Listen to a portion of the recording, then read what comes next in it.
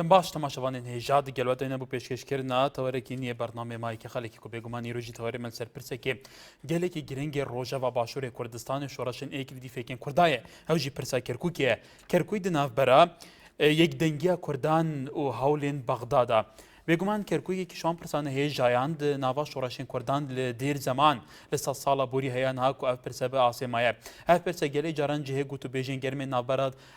şoreşên Kurdan di niha di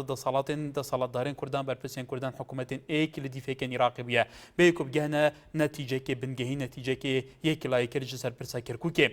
Kerkûk ew bajara ye ku wekû girovên dîrokî dibêjin ku li gor girovan bêguman ku li Meclisül Hukûm da 2003-2004 bû Celal Talabanî girovek pîşan da ku lê serdemê Osmaniyan bû ev girov wextê teekîdê ser Kurdistanî bûna Kerkûkê dike li gor van girovên dîrokî. Di nihayê de Kerkûkekî ji pirsên gelekên asê hestiyar e di çerçevê mada 104 Destûrê Iraqê mîkanîzmê çareserkirînê bu hatiye daretin lê ev madde nihayet cîbecîkirin di salatdarên Herêma Kurdistanê hikûmeta navendî kêm terxem dizan li dûrvêkê. Bêguman gelek caran jî berpirsên Kurdan seredana bajarê Kerkûkê dikin. Operasyonê fermandeya operasyonên Dîcle ku hatiye pêkanî li jê serpereşken Nurî Malikî bu deveran qedem bi taybetî Kerkûkê ew jî cihê miştomereke zor Kurd bi tevahî vê yekê rad dikin vê fermandeyê rad dikin parêzgarê Kerkûkê rad dike civata parêzgeha Kerkûkê ku desalatekî wê yasayî heye li vê parêzgehê vê yekê rad dike serkê dahatiya Kurdan bi giştî rad dike wekû pêştir hem Serokatiya Herêma Kurdistanê hikûmetê û parlemanî îro jî di seredaneke to bu bajarê Kerkûkê navşêra Mustafa Rêxerê giştiye tevgera guran wekû yekî ji aliyên serêkên opozisyonê li Herêma Kurdistanê bu Kerkûkê ew jî tekîl serhindê kir ku Kerkûkê bajarekê giring e xebat bête kirin Kerkûkê vegerde ser Herêma Kurdistanê û taybetmendiya îdarekirina vî bajarî bête li berçav girtin behsên de jî dike ku ew bi temamî pêkanîna fermandeya operasyonên hêzên Dîcle rad dikin her wa ew dijî pê pirçekirina artişa Iraqê ne ku bêguman pêşterciyekê Serokê Herêma Kurdistanê Mesûd Barzanî heman halwîsta bû li ser pirçekirina artişa Iraqê bi vî mîkanîzm û vê şêwe û van girêbestên nezalalên ku niha hikûmeta Iraqê encam dide. Belê berezan Kerkûk li nêwan yekdengî Kurd û hewlekanî Bexda Kerkûk ew pirse mêjûyê ye ke li yekî li şoreşeyekî li doyekanî Kurd yekek bi alexala zor cewheriyekan li nav danûstandinekanî şoreşekanî Kurd li gel hikûmetên yekî li doyekanî Iraq. Bêguman doyê proseya azadî Iraqê ji li 2003 ve li çerçeveyê destûrê hemîşeyê Iraq bergeheyekî madî 140 destnîşan kire bû çûnêtî çareserkirdinî rewşê em şere belam ew wekû desalatdarên Herêmî Kurdistan gelek caran Kerkûkê ji heta awanî nûneratî lijnê maddekeyekin hikûmetî Bexda bekêm terxa mezanin. Li duayî gorankarî da pêkînanî hêzekanî operasyonî Dîcle bû Kerkûkê li layên parêzgarê Kerkûkê we li layên encûmenî parêzgarê Kerkûkê we ke desalatekî yasayî heye nûneratî xelkî Kerkûkeka em hêza rad kirawe ke rasta xwe girêdirawî Nurî Malikê xwe serperiştiyeka. Bêguman hem Serokê hikûmetê Herêmî Kurdistan Serokatî Herêmî Kurdistan hem Parlemanî Kurdistan layên siyasekan em hêzeyan rad kirdewe. Em roj navşêra Mustafa Rêxerê giştî bi zûneyê goran wekû yekekî li layên serêkekanî opozîsyon li Herêmî Kurdistan bû Kerkûk ew jî li kongireyekî çapemenî li gel parêzgarê Kerkûk witî ke ewan dijî pêkênanî fermandê operasyonekî Dîcilin her wa dijî pirçekirdinî artişê Iraqin bim şêwazî êsta basiya başeka ke ewan li gel ewan Kerkûkê bigerêtewe çarçeve Herêmî Kurdistan be li berçavgirtinî taybetmendî îdare kirdنی ام شهر استش ل خدمتی سرنجی و داین عزیز لبادینان که عزیز کریم که زبار لزباری زبار که زبار کریم که الو دم باشه ترکیش دور زباری خبر ده گلو گلو گنده چاربوت دبر نباله ها گنده چاربوته کریم که بله راستی اپراسیون مثلا خود دیجله کاکس حاجانیه که عربی چه فورز به خودک و تا مثلا دیجله آن کرکوک بله بزنه کرکوک خیلی مکتبه بداخواه دیاره دنگلک باش نبو شهرزاد رشاری سلیمانی که شهرزاد فرمو یارو باشتر بلا عزیزکم بله من پیش چند مانگی لم برنامه جناب تا جناب بودیاوی که بو پیم راگیان که سروک برزانی همو تکانی نقشی برده و راسته او ورده درکه که کشکر شخصی نیه و نتویه او تایم رو برز که نوشیروانیش خوی چو تکرکوک که زانه خطریات یه بو سر گلی کور بعام هیا من پیم وای جنابی سروک برزانی زود درک بشتکانکات قەز بە خەتەریاتەکانەکات بەس کۆمەڵی خەڵک هەبوو باوەڕیان ناکەیان کێشەکە شخصیە و نەوتە و پارەیە من لەو بڕوایان نیم جەنابی بەرزانی بۆ قەزەی شخصی ئیشی وا بکات باشە کاکە ئەیان عەلاوی چیرەکەن کە دوێنێ یادە سەر خەت ئەڵەیە ئەوە تا نووری مالیشی ئەبێ لێپرسینەوەی لەگەڵا بکرێ یاوە تا بڕاتەوە بۆ ماڵەوە ئەوبەتەم کابرا ئەم نووری مالیشی پیاوێکی زۆر خراپە بۆیە خەڵک لێ ڕازی نییە داواکارم لە هەموو سەرکردەکانی کورد یەک دەست یەک ڕیس بەرامبەر ئەو دیکتاتۆرانە بوەستنەوە کە ئەیانوێ جارێکی کە ئەنفالمانکەنەوە جارێکی کە شیما بارانمانکەنەوە جارێکی کە خوشک و دایکەمان برنەوەنێ بۆ نوگرە سلمان با کڕێژکە شتیوا ڕوونەیەتەوە داواکارم کورد هەموو یەک ڕیز بێ لە بەرامبەر ئەم کابرایە چکە ئەم کابرایە دیکتاتۆرە و زۆر سپاس وەلی سپاس پەیوەندیکەشت کارزان لە شاری سلێمانی فەرموو ئەلۆ بەڵێ دەستخۆشیە بەردامە دەکەم بەڕاستی تەوەرێکی جوانە ئەرجێن دەدەنگ بە بەڵێ کای کارزان فەرموو دەستخۆشی بەردامەکە دەکەم زۆر سپاس فەرموو بەڕاستی بەردامێکی جوانە سەقارەت بە ئۆپراسیۆنەکانی دیزلا بەڵێ باز دەماکە کورد دەڵێ ئەبێ هەڕۆ هەسمان هەبێ ئەمانە هەڵوێستی چی هەبێ ئەمە ئۆپراسیۆنی دیزلا پشتگیرێکە بۆ کوردستان ئەمانە نەجی بڵێ ئێستا ئۆپراسیۆنەکانی دیزل لە کوردستان بێ باشە نەک کە تورکیا هێزی خۆی بێنێ و شاناوچە شاخراوەکانی کوردستان تۆ بارامکە و لە سایت و کەناڵەکانەوە ژومان چەندجارێک ژومان لێ دەبێ دەڵێن ئەوە گوندە سۆلی کرد ئەم گوندە سۆلی کردی ئەمانە و ئۆپراسیۆنی دیزل بە قەنەعەتی من مبارەکە چۆنە پێم مبارەکە بە قەنەعەت خۆم بە قەنەعەتی تۆ ئۆپراسیۆنەکانی دیجرە مبارەکە لە کاتێکە سەرکردایەتی کوردستان بەدەسەڵات ئۆپۆزیسیۆنەوە ئەمە ڕەت ئەکاتەوە کای کارزان لە چ ڕەوانگایەکەوە ئۆپراسیۆنەکە دیجرە لە لای تۆ مبارەکە پیرۆزە لە کاتێکە کە ئۆپۆزیسیۆن دەسەڵات چاودێران هەموو ئەوانی مهتەمن لە ئیدارەکردنی ئەم وڵاتەیە ڕەبزی ئەم ئۆپراسیۆنەکەنەوە حتا پارێزگاری کەرکووکیش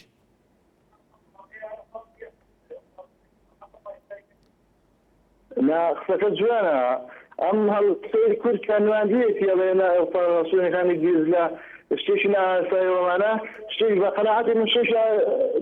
بڵێن ئاسایی نییە ئاساییە شێش ئاساییە زۆر حکوومەتە سەر دەکرێ و دێش دێنێ و ئەمە لە دێشی سەردانی باشتر سەردانی ئەمە ڕووی ئیمانشی بە قەنەعەتی من زۆر باش بۆ کوردستان ئەگەر ئێمە بکەینەوانێ و سەرکردەکانی کورد فەکرداتەوانێ کە خۆی بارزانی خۆی دەبێت تێبگات چۆنە و چۆن ئۆپراسیۆنەکان دیزلا کە چۆنی بە فریاد دەستێنێ بەڵێ بەرحاڵ وەسەرنجی تۆیە سوپاس و سەرنجی تۆش ئاسۆ لە شاری سلێمانی کایگەس فەرموو هەموو کاتێکێت کای کارزان وەکو کوردێکی لە شاری سلێمانی ئەڵێ پێکەنانی ئۆپراسیۆنی دیجلە مبارەکە لە کاتێکا کە سەرکردایەتی کوردستان و لە هەمان کادا ئۆپۆزیسیۆن و دەسەڵات ئەمە ڕەبس دەکاتەوە ئەی سەرنجی تۆ وەکوە هاوڵاتێکی ئەم هەرێمە فەرموو خۆی بەهاقەت هاکار خۆی لەوانەیە کاکارزان ئەوش لە ڕوانگەیەکە و سەیری مەسەلەکان کە دیارە ئەوەی کە کاکارزانێڵێ لەوانەیە بەنسبەت ئەحزابە سیاسەکانی خۆمانەوە لە کەرکووکە بەڕاستی هیچ کاتێک یەکدەنگ یەک هەڵوێز نەبوون لەسەر مەسەلەن دەکەوایەتەکان بەڕاستی ینی هەتا ئەم دوو حیزبی دەسەڵات بابرن بەڕاستی ئەوان کە ئەمڕۆ حکومڕانی کوردستان و ئەو شوێنانەژەکەن حەقی وا بۆ ئەوان ئەگەر لە هەموو شوێنێکە بە ملانیە بکەن بەڵام لە ناوچە جێناکۆکانە بەڕاستی هەموو کاتێ یەکدەنگ بوونایە بەڵام ئەوان یان لەوانەیە بڵم هەموو شتێکیان کردووە بە قوربانی بەرژەوەندی تەسکی حیزبەکەی خۆیان ئەمە ئەو من پێشەوەی کە هین بێکارە کارویستم یەک پێشنیارێ بۆ بەڕێزت بکەم تەوەرێکتان لەسەر چاودێری کۆمەڵایەتی کە خەڵکێکی زۆر موچەیەکی هەتا کەمیشە لەسەر ئەو شوێنە وەری ئەگرن بەڵامەوە ماوەی تقریبا بۆ 3 مانگەچێ ئەم موچیان ڕاگەتووە هیچ سەبەبەکەشی نازانی وەرجێگای ڕێز و شانازیشە کە ئێمە لێرەوە زۆر سپاسی دکتۆر خەیرۆڵا بکەین کە وەزیری بازرگانی عێراق و کوردێکی خۆمانە کە ئەمڕۆ وتی من ئامادەم دەست لە پۆستەکەم کێشموانێ ئەگەر بێت و موچەی پێشمەرگە لە 2013 جێگیر نەکرێ ئەمە جێگای شانازەیە بێ حەقی وایە هەمومان باسیکەین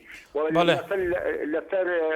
ئۆپراسیۆنەکانی دیزلەش بەڕاستی ئەمڕۆ سەردانی کاتنەوشیروان دیارە خۆی ئەمانە هەچ کەسێ لەم کەسە دیارانە کە سەردانی ئەوەیەکە ئەمە یەکدەنگی یەک هەڵوێستی کورد ئەنوێنێ بەڕاستی حەقی وایە هەموو لایەکمان یەکدەنگ بین لەسەر هەموو مەسەلە کێشەنەتەوایەتەکانیان ئەو شوێنانەی کە پێڵێن ناوچەی دابڕاو با ئێمە هیچکە ئەو شوێنانە نەکەینە بەرژەوەندی تەسکی حیزبایەتی خۆمان و سوپاسانەکە بەڵێ سپاس بۆ سەرنجی تۆ بێگومان سەرنجی دریش لە بەرچاوگیرین کای کاسۆ بیلال لە سەی سایق بەدەکایک بیلال باشی بەڕێزگیان سەرچاوم دەربارەی و ئۆپراسیۆنی دیژلە من پێم باشە تا باشماق بێ لەبەرەوەی خەڵک باوەڕی نەئەکرد لەو کاتاکە کاک مەسعود هاواری ئەکردەی و ئەم کێشەی نەتەوەییە خەڵک تەلەفۆنی ئەکرد یان و کێشەی شخصیە ئۆپۆزیسیۆن ئەوی و کێشەی شخصیە تازە بە تازە ئۆپۆزیسیۆن لە هەواڵەکان و لە تەلەڤیزیۆنەکانیانە کردیانە بە هەڵاوەڵ ئەڵێن ئەوە ئۆپراسیۆنی دیجلە ئەوە هات و ئەوە گرتینی و ئەوانی کردین ئەی بۆ لەوە پێش قەناعەتان بە قسەی کاک مەسعود سەرۆکی هەرێم نەکرد هاواریە کردەی و ئەوی کاکە وەرن با دانیشتنکەین دەربارەی ئەم قوات و ئەم جێشی عێراقیە کاک مەسعود ئەگەر کێشەی شخصی وایە نەئەچۆ ناوی هێزی پێشمەرگە و بەرامبەری قواتی جێشی عێراقی وەسێت لەسەر ساترەکانی هێزی پێشمەرگا ئەی باشە ئیسا ئیمڕۆ کاک نەوشیوان مستەفا ئەڕوا ئەڵێ ئێمەش لەگەڵ ئەوان ئەم قواتە دروست نەبێ ئەی بۆ لەوە پێش لەگەڵیان نەبوو ئەوی نەخێر کێشەی شخصیە و بەرامبەری مەسعود بەرزانی نا بابە من ئەمە بە کێشەی شخصی نازانم ئەمە من ئەگەر بە حەزی من بێ حەزەکەم ئەمڕۆ تا باشماق بێ لێوشە تا برایم خەلیل بڕوا لەبەرەوەی خەڵک خەناعەتی ناکرد ئیسا تازە بە تازە خەڵک هاواری لێ ئەڵەسێ ئەڵێن ئەوە ئۆپراسیۆنی دیجلە و ئەوە قواتی دیجلە بەڵێ کاهی بیلال بەڵێ سپاس بە سەرنجی تۆش زینە لە زاخۆ لە باژارێ زاخۆ فەرموو شب باش باشتر من خوشی برنامه جویتکم زۆر سپاس بس من سر بابت وزیر پروردیه بەڵێ از رحمان وزیر پروردی گرم چونکی معدل پینجی قطابی ها ناور گرن اگر معدل پینجی چه مفای خانی نبود چید بجن پینجی ناجح بینه بلا شیست ناجح بینه مادم پینجی چه مفای خانی نه و هر وفا سهود هزار قطابی هاتن ورگتنی اريبو چه قطابی معدلی تماما کل هاتن ورگتنی اما شاید سهود هزار بلا 5000 قطابی معدل که هاتن ورگتنی چونکه هم قطابی هاتن ناجح بینی اری مادر مالک چکن هذا 5 سال عندك كتاين 2000 نه برای ناجح بینی حتی زگاوی رد 2012 موري نشتینه فكروانا او ناوگن او بوچی دیگه قطابی ها هینید ناجح بینه بەڵێ بەڵێ سەرنجاتە بۆ وەزیری پەروەردە بێگومانی ویدارین گۆهداری کردبە بۆ هینژی ناوەرگرتن ئانکۆ بوارم وەزیری خواندنا بڵندە کۆ ئەبێتین دەرچی بوو لێرە هین پەیمانگە و کۆلی جانا ناوەرگرتن زینە لە زاخۆ بەڵێ هیوا لە هەڵەبجەوە کاکی وا فەرموو ئەگەرم کاتێ باش هەموو کاتێکت دەستخۆشی تەوەرەگەل لێگەم سپاس فەرموو لەسەر ئۆپراسیۆنی دیجلەیە بەڵێ باشە بۆچی ئێمە ئەوە خۆمان ئاڵۆزکەین بۆچی ئەوە ئێمە مەترسیمان لەم خواتە بێکا گاوکار بۆچی بەڕای تۆ بۆچی ئایا ئەو بیان ئەو هۆیانە و هۆکارانەیە کە باسەکەن کە ئەمە مەترسیە پێت وایە فعلەن هۆکاری منطقی و مەترسیە بێ وڵی بەڕێزیان خۆی لە ڕاستیە ئێمە ئەگەر کونێمان پاک بێ بۆچی ئێمە ترسمان هەبێک لە قواتێک کە دروستە بێ کە ئێمە سەر بە ئەوانی نەگەوان سەر بە ئێمە بن ئێمە بەشێکین لە عێراق یەکەی لە برات نەکەوان بەشێک بن لە ئێمەوە و بۆ خۆی ئازادەوە سەر وەزیرە قوات تەشکیلەکان ئێمە ئەگەر تەبابین و کێشەمان نەبێ و ترسمان لە خۆمان نەبێ چه ئەشکالێکی تایە جا بە قووەتێکی وا دروست بێ ئێمە پێمان خۆش بێ بە عەکسەوە بێ حەسکەی عێراق بە قووەت بێ نەک بەڵام کاکیوە کورد باسیەوەکەن چاودێرەکان کە لە ئەزمونەکانی پێشووتری حکومڕانی لە عێراق هەموو کاتێکێک دەسەڵاتی پاشایەتی و کۆماری تا دوای ئەوە هەمووی کە هێزی بە قووەت بوون دژی کوردیان بەکارێنەوە و کوردیش وەکو ئاڵێن کە بە زۆری ئەم پارچەی کوردستان لەکێنراوە بە عێراقەوە تو بۆمە چاڵێ لەبەرەوە لەوانە ئەمە یەکێک لە هۆکارەکان بێ بۆ ترس لە پێکێنانی ئەم هێزە بەڵێ وەڵی من هیچ بە مەترسی نازانمەوە پێویست ناگە ئەوەش خۆیان تێک بن ماوەی لەم پێژیان و هەموو کار بەدەستەکانی کوردستان لە حکوومەتی عێراق بکشێتەوە ئەوە من هیچ بە باشی نازانم لەبەر ئێوە ئێمە کار بە 4 تریلیۆن بە 14 تریلیۆن دۆلار فدیای کوردستان ناگەین ئایا جیابینەوە بێ حاڵمان چۆن بێ بەڵێ سپاس بە سەرنجی تۆش دایکی ما لە کەرکووکەوە بەڵێ الو بەڵێ دایکیمان فەرموو ئێوارەت باش باشتر بۆ تۆ دەستخۆشی ئەم بەرنامە جوانتان لێ یەکەم زۆر سپاس بەڕاستی لەبارەی ئەو جێشەوە بەڕاستی من ئەڵێم ئەوەی یەک زێڕە خۆی بە کورد بزانێ ئەبێ ناڕزایی دەربڕێ بەرامبەر ئەو جێشە کە لە کەرکووکایە بۆ مەترسیەکەیە مەترسیەکی جدی کە تو کەرکووکەی لە کەرکوو قسەکە تا ئێستا مەترسیەکی جدی هەبووە بسەرەوە یان گومانتان هەیە کە مەترسیە بێ خۆمان سێتین بەڕاستی ئێمە وەکو کوردێک لە کەرکووکن هەتا ئێستا هیچ لە خۆمان ئەمین یعنی هیچ مرتاحین لە کەرکووکە سەردانی ئەمڕۆی ناوشێرا مستەفا خەریگەشتی بزوونەوەی گۆڕان بۆ کەرکووک لە دوای سەردانەکانی بێگومان بەرپرسەکانی تری هەرێمی کوردستان بۆ کەرکووک ئەمە تا چەند گرنگ بوو بۆ کەرکووک ڕنگدانەوەی ئەم سەردانە چی بوو؟ بەڕاستی ئەڤای من ئەمێ شتێکە پێ بڵم کاتێککە ئەو جێشە لە کەرکووکی نازانم کۆبوونەوەیشان هەبوو بەڕاستی شەوان ئاهاتنە سەر ماڵەکان یعنی زۆر بە ئوسوڵێکی ناشرین لەبان دیوارەوە ئاهاتنە حەوشەوە لە فترەی تقریبا پێشی جۆشنەیە ڕاستێکم بەڵێ يعني ئەگەر ئێمە وەکو کوردێک لە کەرکووک بەڕاستی مرتەحنێ قەتیش ئامادە نادەین چونکە ئەوانەی کە لەو جێشەیان باوەڕ بکە ئەگەر ئەوەی کوردە و خۆی بە کورد ئەزانێت ئەوانە هەر ئەوانم کە ئەو کاتە کوردەکانیان زیندانەکان زیندە بە چاڵەکە. بەڵێ دایکی ئیمان سوپاس بۆ سەرنجی تۆش سۆڕان لە شاری سلێمانی کای سۆڕان فەرموو. ئەلو دەست خۆش بۆ بەرنامەکەت. زۆر سوپاس. بەڕێزم بەڕاستی من پێم وایە کۆمەڵ ئێمە شەقام و ڕوژا لە بۆنەی بۆ پژگیری لە بۆ براکانمان بۆ تورکیا تێگەی بەڕێزم پەرلەمانیەوە هەڵوێستنی بوو. باشە هێزی دیجلە چ مەترسیەکی هەیە ئەوەی هاوڵاتی ترسی هەیە ترسیان دروست کردووە بەڕێز کاکە هاکار یەک سەرکردا یەک سەرۆک یەک بەرپرس یەک سەرۆک پەرلەمان لە ئاستی پلەی بەرزە یەک ڕخنەی گرتە بێت ئەوە مالکی تەحدای ئەوە کاڵێ ئێمە دووەکو هەولێر و سلێمانی ئایا باشە سەرۆکی هەرێمی ئێمە لە سلێمانی بواە لە هەولێر بواە لە دووەک بواە بیرۆکەیەکی دروست کردایە لەگەڵ هەموو هێزە ئۆپۆسیۆنەکان سەرکردەکان کۆ بواە تۆ چارەسەرێک ڕێگەیەکی دروست کردایە باشتر بوویا وەکو بەڕێز کاکنەوشوراب چوایە بۆ کەرکووک ئەمە هەڵوێستێکی نیشتیمانیە کاگەکار من پێ دەڵێم باعثی هەموو حیزبەکان بە ئۆپۆسیۆن شەقام بوروژەنن بزانم لە چەند سەد کەسێک تێپەڕەکات چونکە بۆ بعد دڵنیا بنەوە کە میلەتیش و شەقامیش هیچ ئیتیمایەکی وەتانی نەماوە ئەوە ڕاستیەکەیەتی با ئێمە خۆمان هۆکارەکەی چێ ئینتیمای وەتانی ئینتیمای نیشتیمانی نەماوام خەڵکە کاگەکار هۆکارەکەی ئەوەیە سەرکردەکانی ئێمە لە ڕاگەیاندنەکان و کۆبوونەوەکانە شتێکی ترمان پێ ئەڵێن کە ئەچنە بەغا لەسەر پارە و پۆست و پلە ئەی کاک سۆرانەوە کە تۆواڵێ زۆر جار چاودێرەکانی شەوالێن کەواتام خەڵکە دەنگی بەو سەرکردەدانداوە ئەی بۆ قایدەی جەماوەری چی بکە ئەی هەڵویستی قایدەی کوردستانی جادەی کوردستانی چێ بێ کە دەین بە کەسێ بدەوە کە تۆواڵێ لە ئاستی بەرپرسارەتیدا نەبێ لە هەستی چارەسەرکردنی کێشە نیشتیمانی و نەتەوەیەکاندا نەبێ ئەی قایدەی جەماوەری خەڵک هەڵویستیان چوو بێ هەروەکی خۆی جددی بێ ئەوان هەڵویستیان هەبێ کاگەکار قسەکەی تۆ زۆر جوانە لە کاتی شتەگرم باسی هەڵبژاردنەکەین هەمومان لەم هەرێمە ئەژین ئەزانین هەڵبژاردن چۆن نەکرێ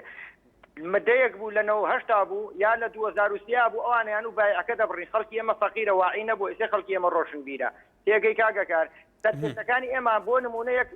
نمونەی بەسیتت بەمێ ئەندام پەرلەمانێک لە کەناڵێکی دەسەڵاتەوە ئەیوت ئێمە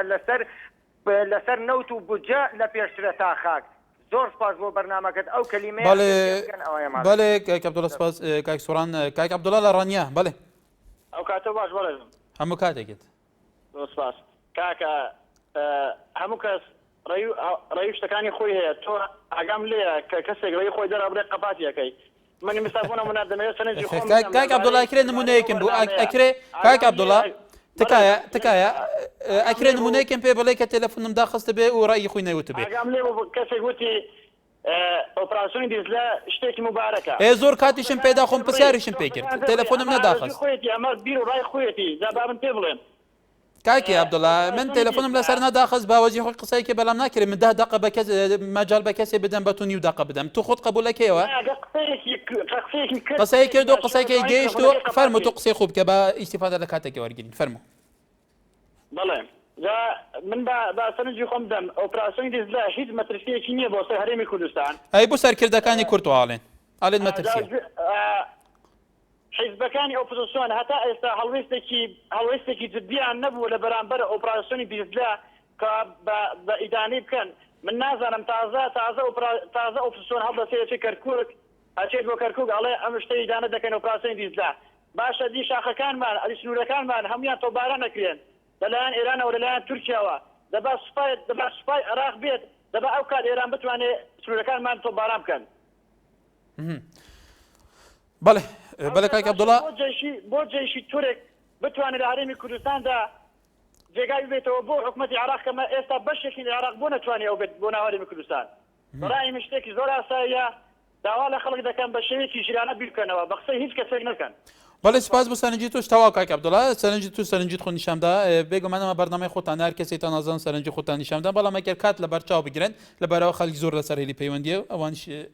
مەجالیان هەبێ محەممەد لە کەرکووکەوە کای محەممەد فەرموو ئەم کاتت باشە خۆشی بەرنامەکە وریەکەم هەموو کاتێکت فەرموو ئەمن بۆ خۆم ئەفسەرم لەو سوپایە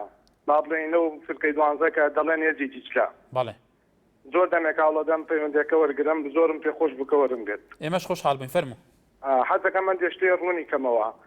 یەک دوو برادە تەلەفۆنیان کرد وەڵا حەز دەکەم هێزی دیجلە تشکیل بێ یان نازام چی ئەو برادەرانە لە کەرکووک نین ئەگەر لە کەرکووک بێ و کاتە مەمنون دەبێت کە نێڵێ ئەو هێزە بێ خۆی یەکەم کەس مزارە دەکات و ناڵێ ئەو هێزە دروست بێ ئەو هێزە دروست دەبێ بەس بۆ جیاتی کورد ئەنی تۆ کاک محەممەد تۆ ئەڵێ من سەربازێکی ئەو هێزم ئایا سیاسەتی ئەو هێزە جوڵانەوەی ئەو هێزە ئیشکردن و سیستەمی ئەو هێزە ئایا لە بەرژەوەندی ئەمنیەتی ناوچەکەدایە یان ئەجندایەکی تر لە پشتەوەیە هاتووە ئەم هێزە هاتووە تەنانەت مەرامێکی سیاسی لە پشتەوە تا بە تایبەتی بۆ ڕۆژی انتخابات هاتوون ئەمانە دواتر ئەم شارەکی بابڕێوە ئاسایشی بابڕێوە ئەمە دەڵێ دەبێ هەموو کۆتێ لە بن دەستی من نابێت لە مەحافظ لە شورتا لە ئاسایش لە بەڕێوەبەرایەتی هاتوو چۆ تەنانەت مروریش لە هەموو دەستگامیەکان کەواتە وا بێ لەمە دو ئاسایش ناتوانێت یەک کەسی مەسئول بگرێ یەک بە هیچ شێوەیەک دەرچی ئەم شارە شاری کەرکووک بە ئاسایشی بابڕێوە ئەمە نەفتەرمە فرقەی دوانزە هیچ ناکا بۆیە زۆری داواکارم لە ئاخوانە کوردیەکان کە ڕێگری بکەن ئەم ڕێگریەکەش بەوە دەبێ ئەوان تەشکیلیان کردووە حەز دەکەم بزانن ئەوە نەکرا ئەوە نەمایە وڵات تەشکیل نەبووە تەشکیل نەبووە تا بە تەشکیل بووە بەڵێ کاک بەڵێ کاک محەممەد دوو لیوا بجوڵێنێ بێنێتە ناو شارەوە بەرامبەری بۆستێت بەڵێ کاک محەممەد بەرزانە کۆیەوە جێتان لێ بۆ کاک محەممەد تۆ خۆی ئەڵێ لە کەرکۆکەوەیەکی کە لە سەربازانی ئۆپراسیۆنەکانی دیجرا و خۆی ئەڵێ ئەمانە بوو دژەتی کورد هاتوونە ناوچەکەیە بێگومان سەردار لە قەسروکی کاک سەردە فەرموو سهاري باشي برا زۆر سپاس کەرمکە قصير فكرة من أحمد مالا بروان ئەحمەد لە قەسروکی مانە بالي بەلێ کاک ئەحمەد بالي والله نسبات ماجي أمزاني ماجي فارسي كردستاني كاي نسبات كركيكي عمجي بخوف بيشمرقينا بله خاصي ماجي حاس كرا عم بتشينا نافاقا كركيكي أو جاخا كلاخاما ما حاس كرا عين نسايجي مغاني والبين دي كامجي بشتنا كركيك خاصي نسبات ما هم جازي وين ما حد كرم هر كرتيك ما دوم كر وناك بس بوبا دارت عرض مين بله ولی کاک احمد سپاس بۆ سەرنجاتەژی بەڕێزان فەرمانداری ئۆپراسیۆنەکانی دیجرە بۆ چاپەمەنی ڕایگەیاند بوو کە هەماهنگەیەکی زۆر باشە لە نێوان ئەوان و هێزی پێشمەرگی کوردستان هەیە لە ناوچە جێناکۆکیەکان بە تایبەتی لە کەرکووک و دیالە. بێگومان ئەمەش لە لای هێزەکانی پێشمەرگە ڕەتکراوە کە هیچ هەماهنگگەیەکی لە بینی ئەواندا بێ. نوری مالێکیشی هێژیان دەدەوی داخوانی خۆ دەبێژە کۆ بۆ ئارتشە عێراق هەیە لە هەر جهەکێ لە بەسڕە حتا زاخۆ بە لەڤینە بێکە هەر جهێکە و بخوازم بچنێ دەبێژەژێک ئەسیڤی دارم کو پێشمەرگە شاشتەیەکی وەسەنەکەن کو ڕووپڕوان کو بەرهەنگاری ئارتشە عێراقی ببن و دەبێژەژێ لە هەرێما کوردستانی دنها ئارتشە تورکیا بە دەبابە و بە لەشکەر و بە حتا فڕۆکەژی هەیە دەبێژەژی لە 95 هەیە ناو بوو کەس ئاخفنی لە سەرڤەیەکی ناکە گەلو ئەوە پرسێکە بۆ هەرێما کوردستانی بووە گوڕەپانەکە بێڤی ئەوەی هەر ئارتشەکە دەڤەرێک و بێت وێ دەڤێت و باران بکە و لەشکەر کێشیە بکە و تهدیدا لێ بکە گەلو ئەوە چییە بۆ ساهولاتکە فرەوشە بڵێ محەممەد لە شاری کەرکووکی بەڵێ ئەم کاتە باش بەڕێزم هەموو کاتێکت زۆر سپاس دەکەم سەبارەت بە تەوەرەکەت بۆ هێزی دژلە بەڵێ ئەو هێزە کاتووە بە شاری کەرکووکە بەڕێزمانە بۆ کاری سیاسی هاتوونە هیچ بۆ ئەمنیەتی شاری کەرکووک ناتونە تا ئێستا شتێکیان کردووە کە فعلەن گومانی لەوە بکرێ هەنی لەسەر ئاردی واقع لە پراکتیزەکردنی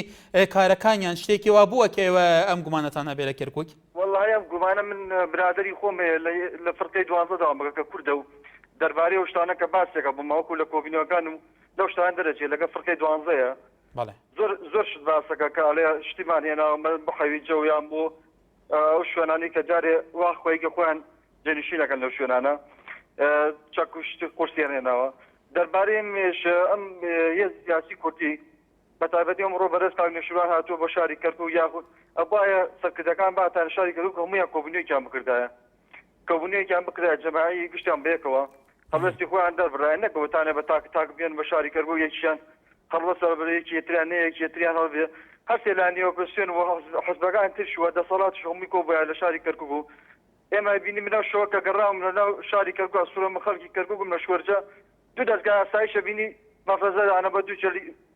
ڕەنگا و ڕەنگ ئەبا دوو دەستگا ئاسایشش بکەن یەک جل لە شاری کەرکووک ئەو ناوچە دابڕانە تێری وەزی ئەو شارە بکەن نابێ مەسەڵەن بە دوو حکومڕانی بکەن ئێمە جارێک کوت خۆمان دوو حکومڕانیەکە ئەجا بخنە لە شاری لە حکومەتی بەغاگرین بەڵێ داواکارم هەموو سەرکردەکانی کورد هەموو حزبەکان بێنە شاری کەرکووک لێ کۆبنیەکەن لێ بڕا بدەن بەڵێ کاکی محەممەد لە کەرکووکەوە داوا لە سەرکردەکانی کوردەکە لە کەرکووک بچن لەوێ کۆبنەوە بکەن بێگومان سەردانی سەرکردەکانی کورد هەم سەرروکی پارلەمان سەرروکی حکوومەت سەرروکی هەرێمی کوردستان سەرروکی حزبەکانی سیاسی جێگیری سەرروکی هەرێمی کوردستان بێگومان ئەمڕۆ ڕێکخەری گشتی بزنەوەی گۆران سەردانی کەرکووکێکیان بە سەردانیان سەردانی تاکلانە هەر جارێ نەک پێکەوەیە سەردانێکی هەرجارێ بەرپرسی سەردانی کەرکووکێکە وەکو بوونەوە لەگەل لە بەرپرسانی کەرکووکێکە تا چەند گرنگە ئەگەر سەرکردایەتی هەرێمی کوردستان پێکەوە بچێت لەوێ کۆبوونەوەیەکی گشتگیر بکە ئایا وەکو کای محەممەد ئەڵێ ئەمە نەتیجە هەبێ یان نە فەرحان لە زۆرگوێز بەڵێ کاکە جان کاتتان باش هەموو کاتێکت دەستخۆش بەرنامەتانە دەکەم سپاس کاکە جا من بخۆم ساردنیوە لە منطقەی جنوبیمە لەو دەکات لەگەر ئەمریشان دابن ئەگەر بێ و کورد بەڕاستی هەموو یەک بگرێ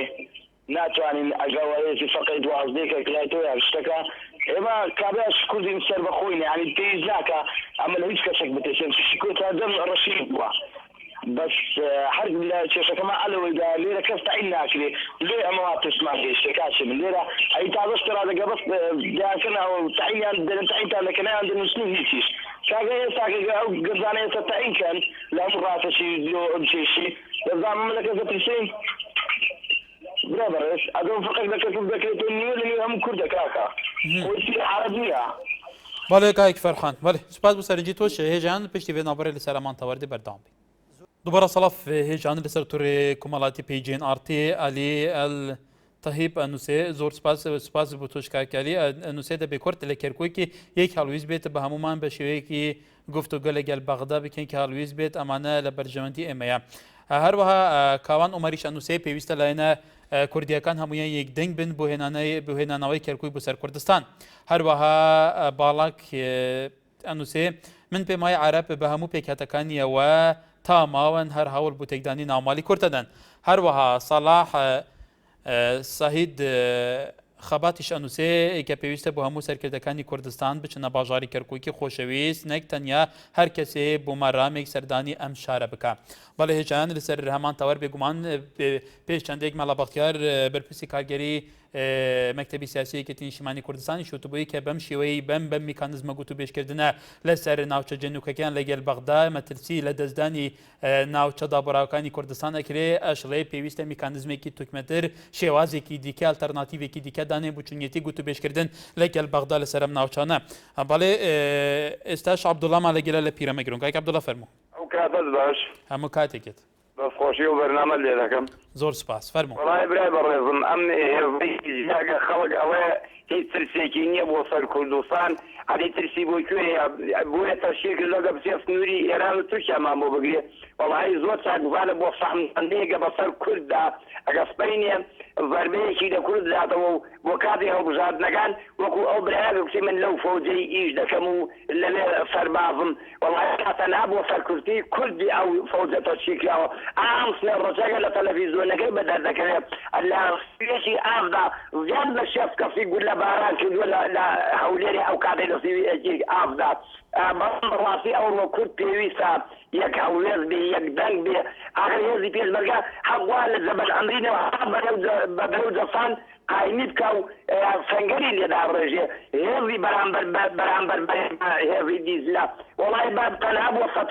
کوردنی کوردی هێناوە بەنا بۆ هیچ شتێ نییە بۆ سنووری تورکیا و ئێرانێ نییە ئەم هێزەی دیزلا دەستخۆشی بەرنامەکەشتان لێ دەکەم و زۆر سپاسە بەڵێ سپاس کاک عەبدوڵڵا بۆ پەیوەندیکەت تەها لە دووکێ کاک تەها کەرمکە ئەلۆدەم باش باشتر باشی برەگیان زۆر سپاس فەرموو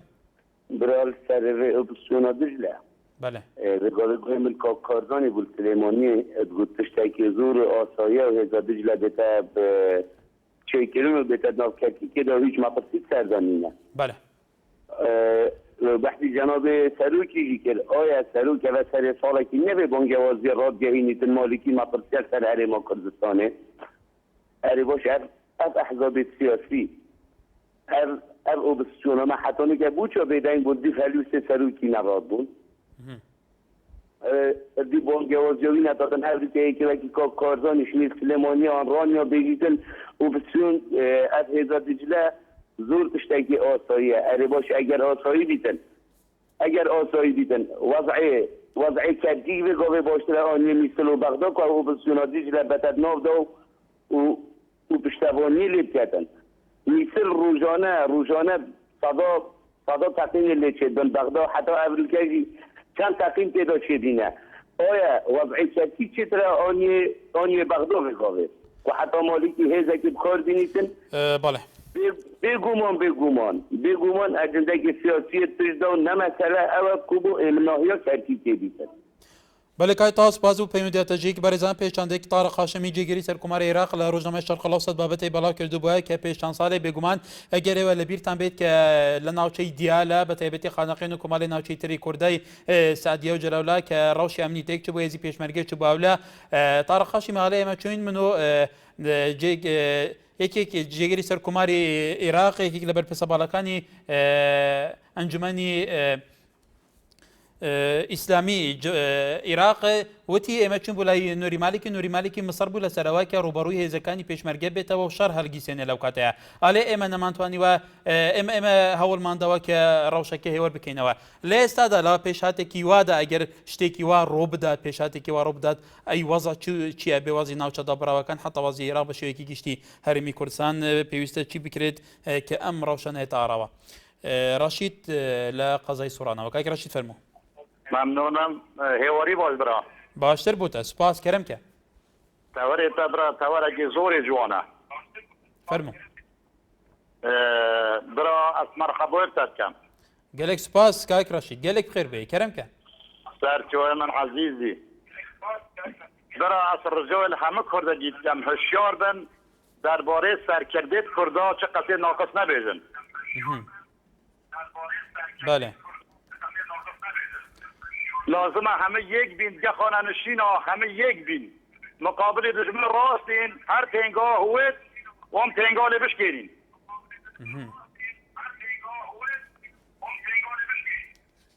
بله چون پیشمرگین از قدیم حتی نو که لازمه همه را بین بر علیه دشمن دعوت کرکی کن بله کایک رشید سپاس بو سەرنجاتەژی کە سیروان لە شاری سلێمانیەوە کای سیروان فەرموو ئەم کاتە باش بدەی من کاک سیروان ئەم کاتە باش هەموو کاتێکت کەسی کاکە ئەم ئەمەلیاتی دجلا یان فەرماندەی کە تەشکیل بووە نەتیجەی لاوازی سیاسەتکردنی سەرکردایەتی کوردە ئەمە دەرەنجامی ئەو سیاسەت نەکردنەیە کە کردیان ئەم برادەرانی ئێمە لێرە ئەگەر باتایەوە لە ئەوە ڕۆژەوە لە 2023 هێڵی 36یان چارەسەر بکردایە بە شێوەیەکی سیاسی بیان زانایە هێڵی 36 لە ئەنجامی بەندێکی کلیدیە بەکارهێنان بکردایە لەڕووی کاک سیروان بوو بەرە دیارە دەنگی تۆ باش نایەت شەبەکەی باش نییە وابزانم بەرحال دای لەبووری نەکەین کاک سیروان لە شاری سلێمانی سوپاس پەیوەندیکەت باوکی بابێ سەمان لە باژارێ زاخۆ بەڵێ شاو باشە کارزان زۆر سپاس بابێ سامان کەرەمکە شاو باشە کارزان سپاس ئەس هەکارم خزمەت دامە کەرەمکە هەکار کاکەکانێکی هەیل ئەو کاتە باش بابێ سامان تولکیرێ پەیوەندیەتکەی زاخۆ زاخۆ کەرەمکە بێژە بەڵێ وەگی بچوونەوە سەرمەدانی دیجلەوەکو من تەسرەکی جەشی عراقی داوام دەکەم بەڵێ من لە فەقەیسی داوامەگەی ینی تریژی لە منطقەی سەدەی مووسڵ سەدە میسل جێشی عێراقی و پێشمەرگە مشتەرەکی الگەلێکن کەرکیل شنگۆری هەروەسۆ پێشمەرگە و جێشی الگەلێکن تقریبا منطقة الربيع ومنطقة السنوني پێشمەرگە و جێش هەری نافیەکو دەدەنە یعنی ئەتیش دەهێنێ یعنی بچوونەمە یاری بەرحال سپاس بۆ سەرنجاتەژی بابێ سەمان لە زاخۆ باوکی ئارەزوو لە چەمچەماڵەوە بەڵێ ئەم کاتە و باش هەموو کاتێکێت دەستخۆشی بەرنامەکەت لێکەم زۆر سپاس فەرموو بەڕێزی برای گەوری دەربارەی ئۆپراسیۆنەکانی دیجلا بەڕاستی هەموو کورتەبێ یەک دەنگ بێت هەموو کورد یەک هەڵوێز بێت من وە خۆم وەکو پێشمەرگەیەک ئامادەم سەری خۆم دانم لە پێناو برچێکی کوردستان نەیە لەم تاکە جوندێکیش کە تاشی پۆستاڵی بێتە ناو خاچی هەرێمی کوردستانەوە. بەڵێ بەڵێ باوکی ئارەزۆ هیوادارین سەرنجیتە بۆ سەرکردەکانی کورد گەیشت بێ. عەزیز دیسان لە چمچماڵەوە کاک عەزیز فەرموو. سلامدەم باش باشتر کاکە جان من پێم وایە مالیکیش سەدامێکی ترە بەبێ مجادلە مناقەشە پێم وایە دەستخۆشی ئەو بەرنامەیەت لە یەکەم بۆ زیاتر ئاشکراکردنی وەزعەکان کوردستانە خەڵک بوو دژێ دەرمارە ئەم حداسە ئەم ئۆپراسیۆنی دیجلەیە هەڵبەتە ناوەڕۆکەی بۆگەنە ئەمڕۆ لە عێراقا لەژێر دەسەڵاتی مالیکیە دەیان مەشاکیل هەیە بێئیشیە بێکارەبایە بێنەوتیە کە مالیکی عتابیسی لە حەگرێەوە دیارە ناوەڕۆکەی بۆگەن و ئەیانوە قەزەی کوردی تێکدەن پێم وایە لە ڕوو ڕاگەیاندنی ئێوە من وەکو بێلایەنی هەڵێم هانی جەماوەردن بۆی جەماوەت ئاگدار بێ لەمەیش هانی جەماوەردن لە دەسەڵاتی کوردی و لە حیزب معارەزەکان بۆی یەکگرن بەیانی بێنە سەر شەقام بۆی ببن بە وزارەتێکی دیفاع و بۆی ببن بە ئیسرائیلی دۆ لە شەرقی ئەوسەدا ئەی بە تاکو ئێستا دوو ئاسایشەیە لەگەر و دوو ئیدارە هەیە دووی لە ئاخری هەیە ئاسایشە لە قەرەنجیر و ئاسایشە لە فڵان و ئاسایشە لە فڵانە شوێن با یەکگرن بەدرخان 400 ساڵ لەمە پێشتەوە یەکگرن نازانم ئەم سەرکردانە ئێمە کەی یەکەگرن ئەوە مالیکی لە سەعدەوە تا سەدام لە سەدامەوە تا مالیکی یانێ کوردنێلن ئەمانەش تاکو ئێستا دوو ئاسایشەیە لە کەرکووک پێویستە میلەت ئاشکراکەن دەستخۆشی بلێت ئاگدار بێت لە مەسعان دەستخۆشی ئەم بەرنامەتان لێ ئەەکەم